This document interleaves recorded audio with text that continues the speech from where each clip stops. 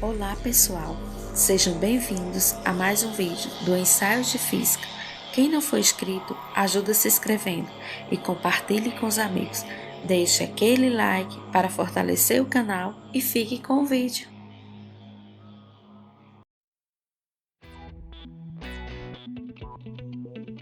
Olá pessoal, tudo bom com vocês? Espero que todos estejam de boa. Aqui quem está falando é Aleph e eu quero saber se algum de vocês já sofreu choque no chuveiro elétrico. Porque, pensando bem, eletrodomésticos e água juntos é algo muito perigoso, não é? Bom, eu mesmo nunca sofri um choque no chuveiro, mas porque eu nunca tomei banho no chuveiro elétrico. Mas enfim, já pararam para pensar nessa maluquice que é misturar eletricidade e água? Pois bem, saiba que essa loucura surgiu a partir da ideia de um brasileiro chamado Francisco Navarro, um paulista que nasceu em 1927. Ainda hoje, nós somos um dos poucos países que ainda fazem o uso do chuveiro elétrico. Em outros países, o chuveiro é esquentado usando gases, mas isso já é papo para outro ensaio. A primeira coisa que vemos quando abrimos o chuveiro elétrico é um filamento enrolado. A corrente elétrica passa por este filamento e nele a energia elétrica é transformada em energia térmica. O filamento esquenta e aquece a água que sai para o banho. Falando de uma forma bem básica, é dessa maneira que o chuveiro elétrico funciona. Agora vamos pensar um pouco na física do chuveiro elétrico. O que chamamos de corrente elétrica é o movimento de elétrons. Quando os elétrons formam a corrente elétrica e vão passando pelo fio, ocorre um efeito térmico chamado efeito Joule. O efeito Joule recebe esse nome por conta do físico britânico James Prescott Joule, que estudou efeitos térmicos como este. Hoje em dia, o efeito Joule é explicado na física por um modelo bem simples. Todos os materiais apresentam uma certa resistência à passagem do elétron. Se você imaginar um elétron como bolinhas passeando no interior da estrutura atômica do fio, pode imaginar que o elétron não tem caminho livre e entra em choque com várias moléculas dentro do fio. Estes choques diminuem a energia dos elétrons e fazem as moléculas se agitarem mais e mais. Essa agitação das moléculas é o que nossos sentidos reconhecem como temperatura. Assim, os elétrons agitam as moléculas, aquecendo o filamento. Com isso, o filamento fica com uma maior temperatura e começa a transferir calor para a água que está passando pelo meio do filamento. Bom, é basicamente dessa maneira que ocorre o aquecimento da água no chuveiro elétrico. Mas agora vamos analisar o funcionamento da corrente elétrica dentro do fio para que você entenda com mais clareza. Para você que está nos assistindo, observe bem a imagem e para você que está nos ouvindo, preste bastante atenção e imagine o circuito elétrico.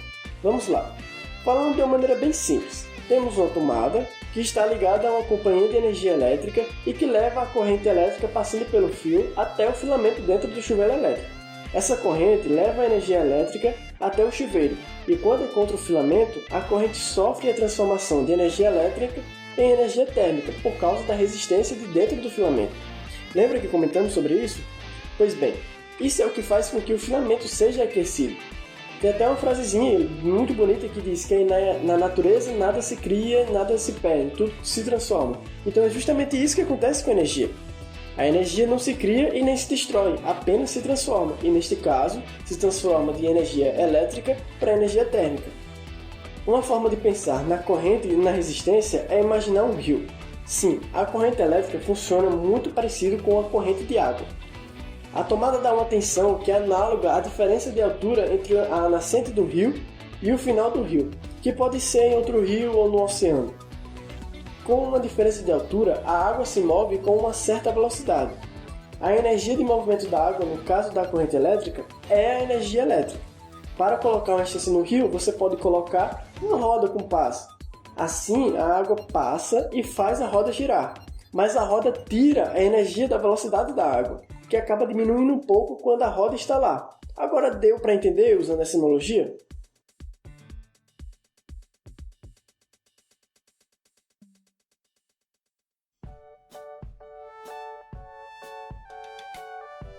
Agora vamos para um ponto importante. Vocês sabem o que são e como funcionam as estações do ano no chuveiro elétrico? Bom, no chuveiro tem essas funções chamadas estações do ano, que são basicamente verão e inverno e também a função desligar. Estas funções regulam a intensidade do chuveiro, podendo fazer a água sair muito quente ou só levemente quente. Bom, dentro do chuveiro, o filamento tem um certo comprimento mas a corrente elétrica não precisa passar por todo o filamento. O ponto onde é feito o contato com o filamento pode variar, e assim podemos escolher um local com resistência elétrica maior e outra com resistência elétrica menor, apenas escolhendo comprimentos diferentes do filamento. Aí você pode pensar, então no inverno eu vou necessitar de um chuveiro mais potente, que me traga mais energia, então eu preciso de uma resistência elétrica maior, porque maior resistência eu tenho uma maior temperatura, certo? Errado, uma bela pegadinha que pode ser uma questão belíssima de alguma prova. O que ocorre na verdade é justamente o contrário. Parece confuso, mas vou te explicar. Calma. Bom, para compreender melhor, vamos analisar a diferença de potencial, ou voltagem. Acho que vocês já ouviram falar neste termo. A voltagem é quem determina a quantidade de energia elétrica que irá passar da tomada até o chuveiro. Por exemplo, 220 volts representam 220 joules para cada coulomb de energia da corrente elétrica. Já a resistência elétrica é justamente a dificuldade da passagem da carga elétrica pelo filamento. Então, se eu tenho resistência alta, a carga irá passar com mais dificuldade. Com isso, aquele coulomb que trazia os 220 joules de energia vai passar com mais dificuldade e mais lentamente. E se dificultar a passagem de corrente, menos corrente elétrica irá passar e menos energia o chuveiro irá converter em energia térmica. Neste caso, o filamento não esquenta tanto e é justamente assim que usamos no verão. Não precisamos de uma água muito quente, já que o calor é muito grande, né? No inverno é o contrário. Quando colocamos no modo inverno, a resistência elétrica diminui e com isso mais carga elétrica irá passar pelo filamento, fazendo com que ele traga mais energia elétrica e fazendo com que o filamento esquente um pouco mais. E aí, deu para entender? Quando falamos em efeito Joule, o efeito de esquentar o fio, temos que pensar na corrente que aumenta quando a resistência diminui. A corrente elétrica é responsável pelo aquecimento. E bom, pessoal, é isso. Eu confesso a vocês que o chuveiro elétrico para mim é meio inútil. Eu moro no interior do Rio Grande do Norte e adoro tomar um banho de água gelada. Acho que é meu espírito de pobre. Mas mesmo assim fico impressionado como existem formas diferentes de usar a física. Um grande abraço a todos, tudo de bom e até a próxima.